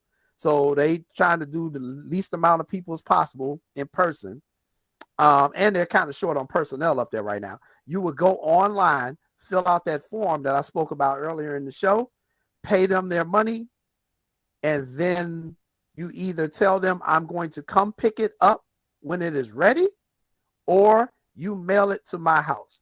There is no Chicago State is going to certify you and you just go over here and tell them we said you good. No, they don't do that. I don't know of any American university that does that. You go through the university that you graduated from. They then contact their vendor once you have paid your money, done your application, and then it goes from there. Now, what we're trying to figure out now is which vendor Chicago State uses. It's a possibility they may use 2 or 3 different ones. It just all depends. But that takes time to get that information. That's one of the things I know many journalists have put in a request for Chicago State to get that back to them. And that's usually going to take anywhere between a week and 2 weeks to get that information back. So the deposition was just 6 days ago. So I would think, probably within the next few days, we will be able to answer some of those questions because I know a lot of people are asking about that. But no, you cannot just officially show up to a place and say, CSU said I'm good. I need y'all to print one that says this. Now, you can do that, but the university isn't going to sign off on that. And I think people need to really understand what Chicago State said in that deposition. The only thing they are verifying are his academic records, or President Tinubu's academic records. They are not verifying the diploma that he presented to the INEC. They've said that several times. The academic records of Bola A. Tinubu. That is what they are verifying. What they turned over in that deposition, that is what they will verify, those academic records. They didn't verify nothing about no diploma at the INEC. So, sorry, Sizzle, I really just wanted to answer this question in yes or no. Hold on, well-meaning. I'll get back to you. Is this I'll question? keep you up I just here. wanted to answer it as a point for record purpose. Hold on, well-meaning. I promise you I'll get back to you. Let me exhaust the speakers. Honorable Real One, you have a few minutes and one question, please. Keep it one question and keep it brief. Okay, thank you, the guest speaker. Let me just go straight to the question because majority of what I intended to ask, has been answered. But one fundamental thing is from your explanation, you talked about the role of Chicago State in all of this, and after the legal battle, my question is it possible after the legal issue that they were banned to actually release the document to Alhaji Atiku Abubakar? Is it possible for them to now grant a press release? I'm sorry, sir. Your voice is very faint. Could you speak directly into your okay. speaker and speak up? Is it better now? Not necessarily, but continue. Okay. Yeah, my question is it possible for Chicago State University, after the legal battle between the two contenders, to actually grant a press release to say, okay, yes, the court actually asked us to provide the document, but we've actually done that, and to clarify the lingering issues, this man is not from our school and all those things. Is it possible for them under the law to do that and not violating the laws in the United States of America? That's just my question. I understand your question. They can come out with any statement they want to, and that's one of the things I've been saying. It's interesting that they have not said anything, but they can release a press statement whenever they want. But I just think on this particular situation, because it's in litigation, it's been in litigation, and because everybody in the world is now looking at them, if they are going to release a statement, it's going to be very carefully crafted, extremely crafted. And their lawyers probably telling them not to say nothing. But I just think at a certain point, the president is going to have to say something. Because eventually what's going to happen is she's going to have to go out and start traveling for the university and speaking at events and stuff like that. And that's when, people like me show up. And we just start throwing tape recorders in her face and asking her questions. So she can only hide for so long.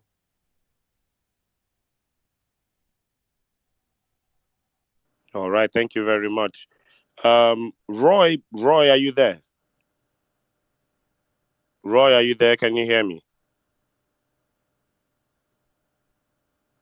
Gloria, can you hear me? Can everyone hear me? Is Roy there? I can hear you. Crystal. All right. Ibrahim, after you, I'll circle back to Jimmy and well-meaning. Ibrahim, you have the floor. Could you have one question, please? Can you give me so I can do my thing and go away? Thank you very much, Cesar. Me, I don't have to come up and ask questions. I'm not here for questions. I'm just enjoying myself. I know we have already set up a trap, and then we have caught the mouse that's always eating our corn. It's just for us to see whether to barbecue that one or to to send it somewhere. You see my last post. I say I don't think he escaped 1993. And he escaped 1999, and very unfortunate for him. Here we are, obedient in 2023. So I think there is no way these people will escape this. I think we can go beyond this.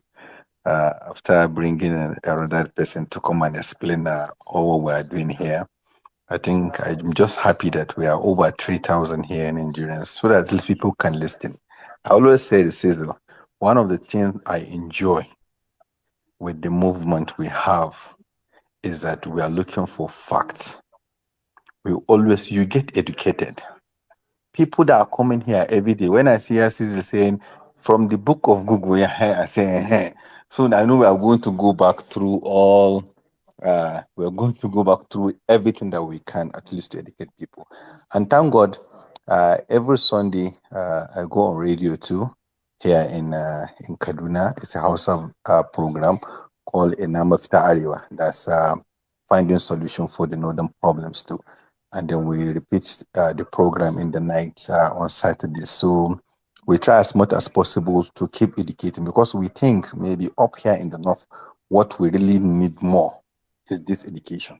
So I think I send this link to a lot of people. I say, okay, come and listen to people from the US we are talking about. Come on, people, listen to people that understand the position. Look and listen to people that can now enlighten you more and where we are, so that it's not about emotions. This is about Nigeria. It's not about this party.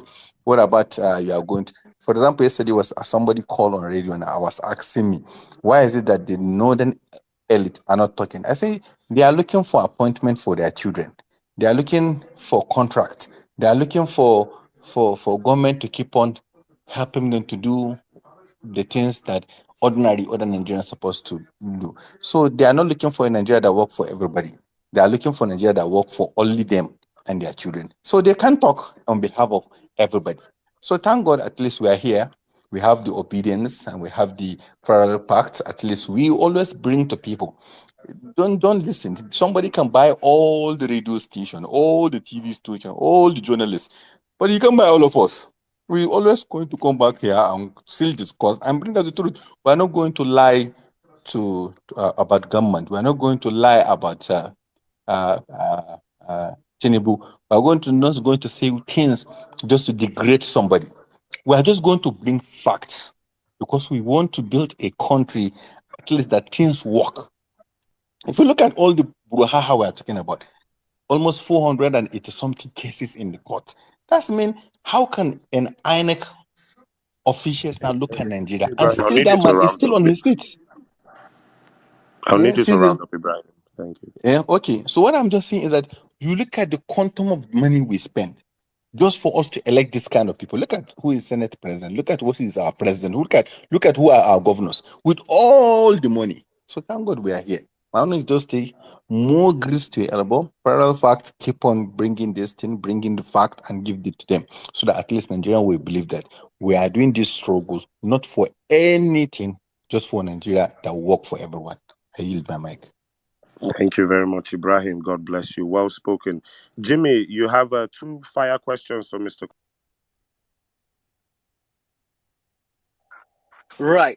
Thanks. N6. Real quick. Sorry, Siso, I've been here a while. I don't know if you can just give me the mic so I can go down. Right. Sorry, Mr. Coyden. Let me just go straight at it. Two questions importantly, on behalf of all Nigerians listening. What is the implication of this internationally? And can anyone from Nigeria file a lawsuit against CSU? I mean, this can go to the state attorney, Mayor Brandon Johnson, FBI in Chicago, CIA, the CPD, Chicago, and state police, or probably, J.B. Pritzker, the governor of Illinois. Those are my two questions. Thank you. All right. So Chicago State is a state university. So you would want to talk to the governor, J.B. Pritzker, who I mentioned in one of my previous articles. He would be responsible for Chicago State University. Mayor Brandon Johnson, wouldn't have anything to do with it. Would be absolutely no help. You would contact the Illinois Attorney General, who is a gentleman by the name of Kwame Raoul. Kwame Raoul would be one of the people, if Chicago State, let's say, was found to be doing something criminal, he would be the one that would file the criminal charges. Or he could take Chicago State to court and say, hey, I need more information. I've had to use Attorney General Kwame Rowe's office against Chicago State. Just is a year ago? I got a lesson from them. We have a law here in the United States called the Freedom of Information Act. What that is, it means that I can ask any public body, Chicago State University being a public school, I can ask them for any public record. So let's say I want to know how much Chicago State spent on gasoline for their transport bus. Okay. I could send that request in. The school would then have to get back to me within 5 days to acknowledge they got my request. And then they have an additional 5 days to respond to my request, or 7 days. It kind of varies, but they need to respond. They're required to respond. So that's why I was saying earlier, people who are asking a lot of these questions, the requests kind of went in as soon as the deposition ended. We got the transcripts. We're just waiting on the responses from Chicago State. But to ask for an investigation, if the public wants to do that, I would definitely reach out to one of the state bodies. In terms of the lawsuit, I'm not a lawyer, so you would have to ask a lawyer that. But what I have heard is that there are individuals in the United States who, Nigerian Americans, who are upset with this whole situation, and perhaps they are organizing to file some type of class action lawsuit against Chicago State to try to get some more answers. That's just something I'm hearing from a lot of people. But as of now, nothing has been filed. So. Oh yeah, I know Okay. about the lawsuit. I'm just asking, like, generally Nigerians in Nigeria. So can they? So let me put it this way. So basically, the two major people they can direct their complaints to is JB Prisker and Raul. Those right? are your two highest. Those are like two brilliant. highest ones, Jim. Them are the two highest ones. Yep. All right, cool. Yep. All right, thanks. I hope we can get a coffee over this Yes, sometime no problem, very bro. soon. Bye. All right, Mr. Gospel, are you ready, sir? You've been so eager to speak. I gave you the mic. You weren't ready. Are you ready now? Very much. I've been here. I was All one of the right. first speakers. I was so quick to it. Fire on. So You thanks. have the floor. You have the floor. Fire on, sir. Right. Thank you. So my first question is this, Mr. Koiden. So we found that our president, Mr. Bola Tinubu, in his application document, we said that he went to a certain school called Government College Lagos in 1970, graduated in 1970. All we have found out now as the fact is that, in fact, the school was not in existence at the time, meaning that he filed the false information in his application package to Chicago State University. So question is, if the school so wishes to, can they withdraw whatever credentials they've given to him because he lied in his application package, which is now a fact? That is the first question. Second question is this. You've said rightly that in fact, you could create your own certificate as you wish. You could actually buy them fake certificate, whatever you want. But my question is this: can you present these fake certificates you would have created for yourself that did not emanate from the school directly as in part of your application package for a job? Oh, you know what I mean? You want to apply for a job.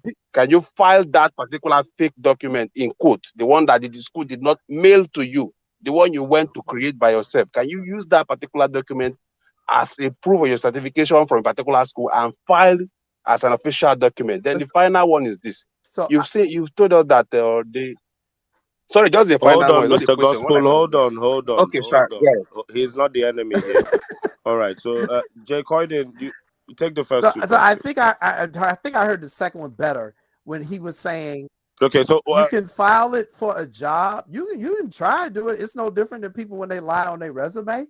I mean, you can do it for a job, and if you get the job, you get the job. Now, if your job finds out later on that you lied, they're probably going to fire you in most situations. They may sue you in civil court, but in terms of it being illegal, it may only be in like certain jobs where that would actually be illegal. But yeah, I just think for the most part, they would just fire you. Now, he also said something about if you presented a fake document to the court. Now, that's a different situation. If you present something false No, no, no. report, Sorry, can I? then you're in Let me. trouble. Mr. Sorry, Coyden, Mr. Coyden, let can me you hear me? rephrase that. He asked a question. He said, the secondary school, if you remember, I told you Bola Tinubu on public record when Right, he right, right, ran right, for right. governor Okay. said he went to a school called Government College Lagos. Now, the year he said he went to that school or that he finished from was Mm-hmm. 1970. We later found out that that school was actually created in 1974. So then he uses that 1970 secondary school certificate, which is now big, to apply to CSU. CSU finding out now that this man's fakeness goes all the way back to even his how he got admitted. What should they do about this particular? What should they do about this particular issue? Mr. Gospel, I hope that's how you phrase your first question, or that's what you meant in your first question. Mr. Cohen, did you get that part, or should I rephrase So that I question? know what the question is. The question is, can Chicago State basically revoke the degree? Because that's the question. Exactly. Can the degree be revoked? There have been instances where universities have taken back a degree. It's usually because of plagiarism, where someone presented work which wasn't theirs, they cheated. Some form of academic misconduct can get your degree revoked. Schools typically will revoke degrees, like if a crime, sometimes if it's a crime, honorary degrees they can always revoke because it's not really a degree, but it depends on the particular school, and it's usually detailed in the student handbook. But most of the time, if they're going to revoke a degree, it's because you did something that you committed academic fraud. That's probably the better way to say it. And coming into a university off of false pretenses, to me, sounds like they can do it. But again, I'll keep going back to this. These are questions Chicago State University need to step up and answer, because it's their university. It's their name that's on the line. It's their reputation. They need to be answering these great questions that people are asking. Very true. Then summarily, before I step off, let me just make this point before I step off. Clearly, we find here that there is some sort of collusion and something exactly is going wrong here. For example, you said you can't find the 79-year book, both the physical copy or the virtual copy, That right? is correct. Like you also said, we've also now established that this man actually made a false claim in his application package to the school. So if the school so wants, really, can the school, press charges against this man? Can they withdraw the certificate again, like I said? Or do you think again that something fishy exactly is going on and that CSU is trying to cover up for something from what you find? So I'm a journalist. I'm always suspicious. I'm always suspicious on anything. When it comes to Chicago State, I'm absolutely suspicious. None of this is really adding up. Can I say definitely what happened? No. And a lot of other people, we're all trying to answer that question, but we're all literally in the same space. Just like we're all in the same space on Twitter, we're all right there. We're like, this doesn't add up. This makes no sense. There are too many inconsistencies here. But until we get some sort of smoking gun, some sort of a witness that steps up, hey, yeah, I was a marketing major in 1979. I never saw this dude in class before. I thought about reaching out to the professors, but I have to keep it real with you. It was 1979. Most of the professors are dead. Who he would have had at that time. It's just really difficult because of the time. And if we could find the There you go. yearbook, we could at least start There tracing you go. some of those people.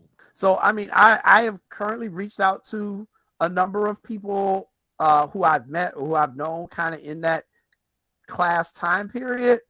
Many of them weren't even aware that this was a situation until I told them. And then when I told them, they're like, yeah, I can't remember. I don't know the people. Oh, you know what? Let me make this point. You know how sometimes you'll have like a class reunion or I don't know how they do it in Nigeria, but in colleges in the United States, they have homecoming. Do you all have homecoming in Nigeria? Yeah, we call it a reunion. Okay, We have so reunions. It's basically so the same most thing. colleges here have homecoming, where people who went to school in the past, they come back, you see your old classmates. It's something that's actually really big in the Black American community for people who go to HBCUs, which are historically Black colleges and universities. It's a really big thing, except not at Chicago State. We have a homecoming. None of the alumni go back. And again, this gets back to what I've been saying before. The alumni don't like the school. We don't like the school. We definitely don't give money back to the school. Think about what we're talking about here. For my host, think about what we're talking about here. Do you think I, Jay Coyden, the journalist, is going to actually give Chicago State University any of my money? I don't trust them. I don't trust them. If I was going to give them money back, I would have given it back and I would have earmarked it and said, here is $300, but it needs to go to the school newspaper. That's where I want you to spend the money. And I keep telling people, Chicago State doesn't have a school newspaper. They got rid of it in 2009. After they lost in court because they violate the First Amendment and they were trying to tell the editor what he could print and what he couldn't print. They lost that lawsuit. And that is again, that's a story that I have on my website. I'm encouraging people, go to the website, read the stories, particularly the one that I posted today before I came on here, because I'm telling you about all the scandals that have taken place there at Chicago State. And I think once you get that idea of what you're dealing with, then you'll be able to say, oh, I see why they can't find no documents. Oh, I see why there's no pictures of the student ID. Oh, I see why they don't have this. It's going to answer a lot of your questions for you just by me telling you how the school operates and the procedures. And a lot of people on Twitter who are responding, I'm reading your messages too, and a lot of them are saying, the same thing, that, this is a university that they need to look at. And I really encourage Jimmy and the other people here to continue to put pressure on Governor Pritzker. I'm going to press on myself because he hasn't released a statement yet.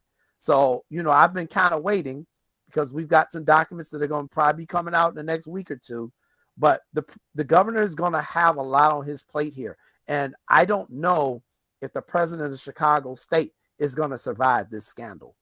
I don't know if the Board of Trustees of Chicago State are going to survive this scandal, because there is something going on here and everybody knows it, and everybody is like a shark with blood in the water, and we're all looking in different places, and there's no way they can keep just lying to everyone and, oh, we don't know and we're not going to say nothing.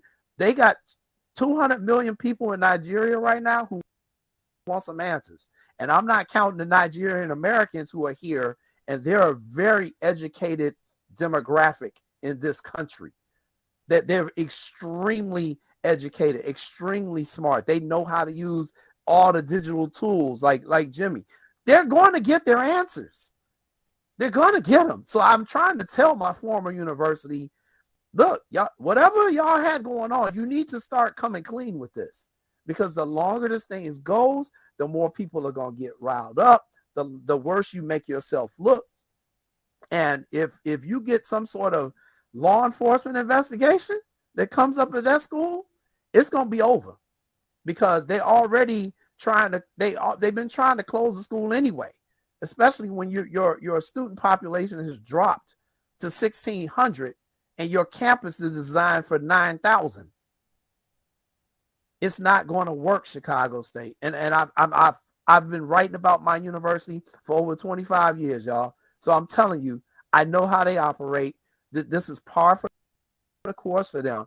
But I think this time, this might be the one. This might be the one that literally takes this university down, because you're talking about a potential international scandal and a potential that someone used a non-legit document claiming from your institution and got to the highest office in the land in the largest country on the continent of Africa. I'm sorry. That's just too big. We ain't talking about some small country in Africa. We talking about freaking Nigeria. And there's a whole lot of Nigerian Americans right here in Chicago. And they are not happy. I know it because they messaging me. I'm getting messages from people. I don't even know who they are. They are not happy. They are lawyers. They are doctors. They are engineers. They are school teachers. They are journalists. They're not happy. They are going to come for Chicago State. So that president, that board of trustees, this governor, this attorney general, they need to understand the seriousness of this situation because this institution is in some serious trouble. Some serious trouble. And, you know, I think that's kind of how I want to end the interview here. It's been a pleasure being with you guys for the last 2 hours. Thank you so much for having me. You know, I'm going to stay on this case. You know, I work multiple stories, so this is not the only story I'm doing, but there are so many. I can't tell you how many journalists are working. You know, I'm kind of vocal about it because I was kind of like the first one over here that talked about it. But there are so many journalists who reached out to me because they read my article and now they're doing their own investigations. But they're not telling you about it. They're not going to come on and talk about it. They don't need to. They're working behind the scenes. So I know a lot of people are saying, well, where's CNN? Where's Fox? Where is this? Look, they usually come late to the party anyway. They usually come late anyway. So and right now they got their hands tied up with what's going on in the Gaza Strip. But there are a lot of people looking at Chicago State. I don't know how that president is sleeping at night, to be honest. I don't know how she's doing it because the amount of stress that has got to be on her plate right now and got to be on the plate of the board of trustees and the stress that should be on the governor of this state, J.B. Pritzker, who wants to run for president in 5 years.